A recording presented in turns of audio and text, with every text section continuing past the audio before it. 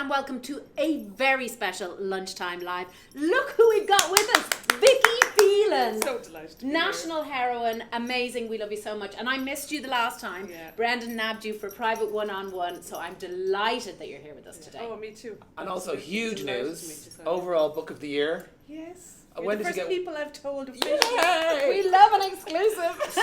It's such an accolade, isn't it? Yeah, it is because it was the public who voted for the overall book of the year out of all the different categories. So So that's for me, the on-post book of Yeah. the year. Overall book of the year, Vicky Phelan's Overcoming. Yeah. Are you overjoyed? Totally, absolutely. I mean, I didn't do the book to get awards, Yeah. didn't think it would get it. A memoir generally doesn't, well, it's usually fiction books that get awards. So I was Why? really I mean, it impressed. might sound like a crazy Yeah. question, but why did you do the book?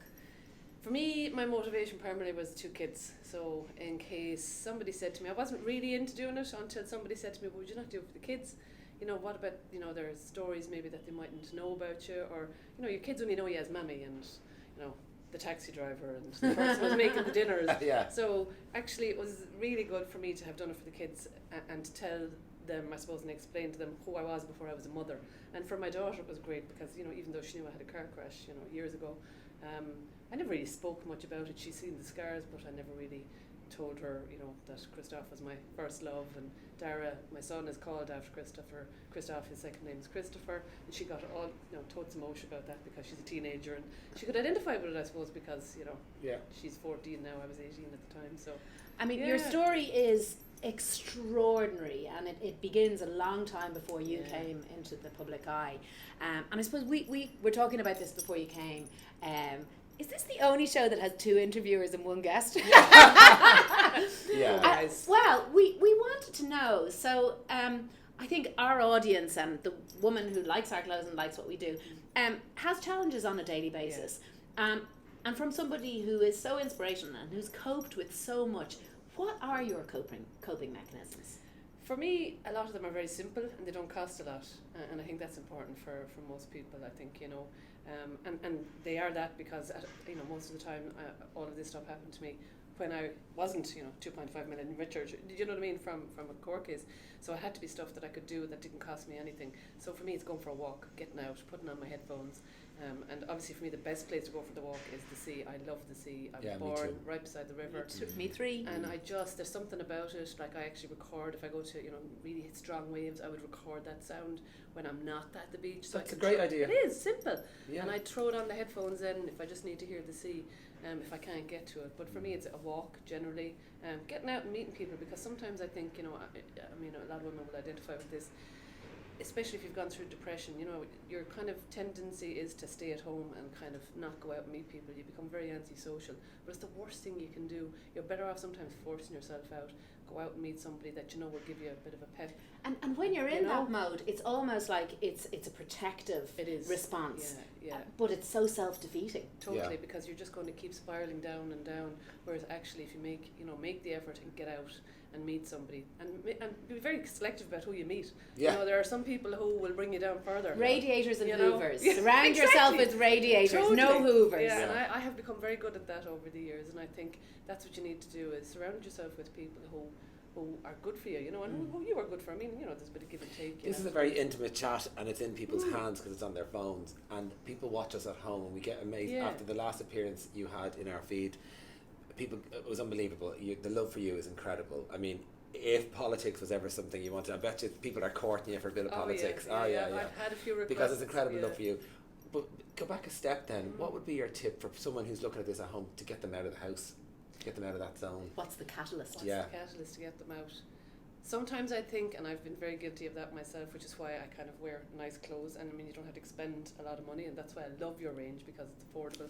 No, seriously. And it's not just it's a serious thing, because I think when you feel bad, you tend not to dress up, you know, and you won't go outside the doors, whereas if you put something on that makes you look It nice, becomes a it self-fulfilling does, prophecy and then, if it's doesn't small, it? and I'm not one for a huge amount of makeup, but just put on a small bit and brush your hair and put on a nice pair of earrings and go out the door. And it doesn't have to be like all glam, because I think sometimes there's too much pressure on women to have everything, you know, Perfect. the eyebrow, you know, I'm not into all of that. Just, you know, something that makes you feel good about yourself. Yeah. You know, because if you're going around your tracksuit and your hoodie, that's fine at home. or if you have nice ones, obviously wear them at leisure look and all of that. But you know, wear something nice. It definitely, I feel it gives you a bit of a Boost. Boost, definitely. We met a group of your friends in Jetland at a gig before Christmas, and I think it was very warming to see that you have a lot of good people around you, haven't you? Yeah, I have brilliant people, and that, to be honest, my sanity is good because I surround myself with really good people. I'm very lucky, and not everybody can say that, you know, that I have a really good family and friends. I really do. They've been there for me through thick and thin. When you're in crisis as well, a lot of humanity don't know what to do with you. Yeah. They meet you with a head tilt and a kind of a pained expression. That's quite hard to take, I think. So that inner circle know you beyond that sort of initial, know how to ask the right questions, know how to help you through it. So it's vital, I think, isn't it? And also, I think some people, it's funny, you know, I find that some people are afraid to admit that there's something wrong with them, or that they're not perfect, or that they have a weakness.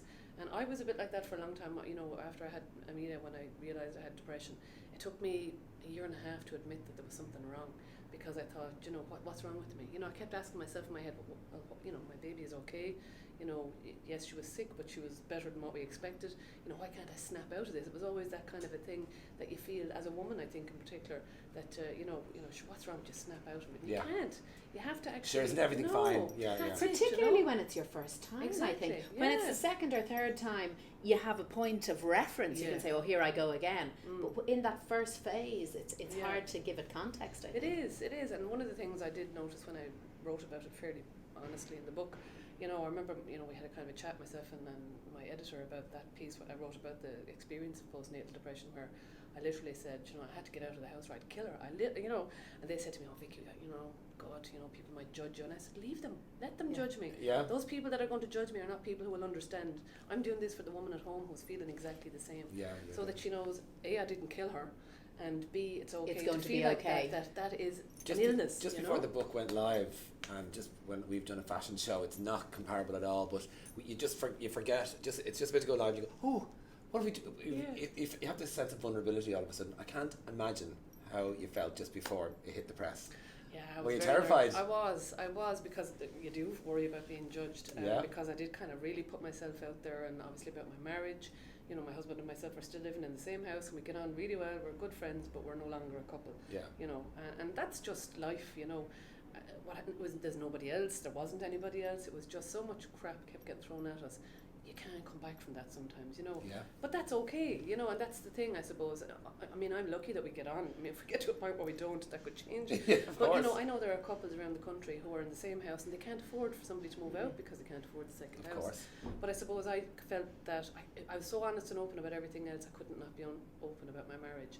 And the amount of people that came back to me and said, "Oh my God, you know, thank you so much for being so honest about what's going on in your marriage. You know, I'm going through the same thing, and it gives me hope that, you know, we can get to that." We've put the kids first. I think you have lifted the lid off a thing that's been, I suppose, held underneath a sort of a veil, and that's women being able to be honest.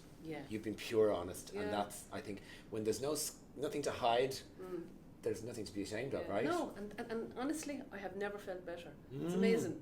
You know, when I just kind of got all that stuff out, like my family would have known, obviously, you know, all of the other stuff, but like a lot of my friends wouldn't have been aware that, you know, myself and Jim had trouble for, you know, 2 years, or that I had so bad, you know, that the depression was so bad for years, because even though, you know, I had postnatal depression, you know, I continued to get bouts of depression throughout my life, and, you know, I kind of removed myself from a lot of social situations, but people came back to me and said, "Oh, that's why we didn't see it." And I went, "Yeah, you know, I just couldn't deal with it." It's a real social marker, I think, in terms of not making snap judgments about people as well. Exactly. And there's something, honesty is one thing, and honesty is amazing, but vulnerability is like the next step, and not being afraid of your own vulnerability. And that's why, as a nation, we adore you, Vicky. You are amazing. I can't believe I'm here for the second coming. Vicky, so delighted for you. So delighted with your news. You are basically the nation's author. Congratulations. Thank you very much. Now, there's no such thing as free lunch. No. You're in Lennon Courtney. Yes. Jump up there and give us a I'm look happy to be in London. Yeah. We need a Let's twirl. say, can we have a little, oh, it's gorgeous. So that's, Woo! this is a brand new printed dress. It's not even out yet, and it's all yours from us. Ah. Yeah, thank you so much. And congratulations again. Have a seat there. Thank you so much. Yeah, Thank you. you. We'll Nice see for you next week. Mwah. For the next Lunchtime Live.